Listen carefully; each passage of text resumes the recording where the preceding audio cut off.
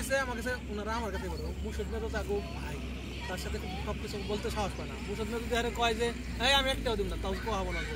কিন্তু ওয়ারিসে তাকে কি আসলে কেউ ছাড়ে না, কিন্তু চাহিদা আছে, তারা তখন আমাকে নক দেয়। আমাকে নক দিলে কবে কি হবে না হবে এগুলো জিজ্ঞাসা করে। আমি কিন্তু আপনারা বলছেন মে মাসে একটা অংশ নেবেন, আমি কিন্তু তার জুন টার্গেট দিচ্ছি। সে আসবে জুলাই,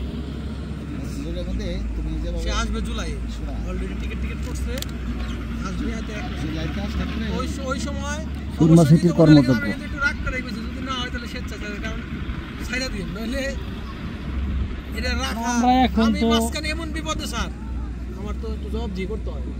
আমার তো কোনো আমরা তো এখন একটু বেশি সাহসী। আজ শব্দটা কইতে চাইছে না, সাহসী বেশি স্যার, কাজ হয়ে যাচ্ছে। সুবেন স্যার আর জাহাঙ্গীর স্যার সবাই নি বলি, আজ শব্দটা কইতে চাইছে আমরা ঢাকা 2-3 দিন একসাথে ছিলাম।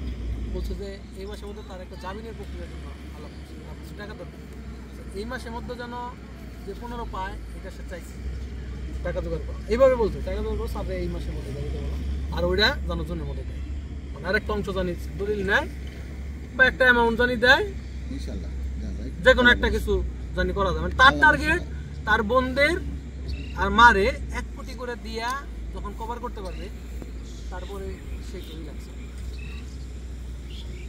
মানে এই টার্গেট তো তার ক্লাব করতে হবে। সে যদি এটা নাই মারে, সে তো ইচ্ছা করলে জায়গা পয়সা দিতে পারতো স্যার, দিতে পারতো। আপনাকে যদি এদিন কাউকে কইলাম, এই যদি কয় আলাদা বেসাল, আপনার কিন্তু না করার সুযোগ নাই, বা না করতেও পারবেন না, বা না করবেনও না, সম্মান দেয় করবেন না, যা করে।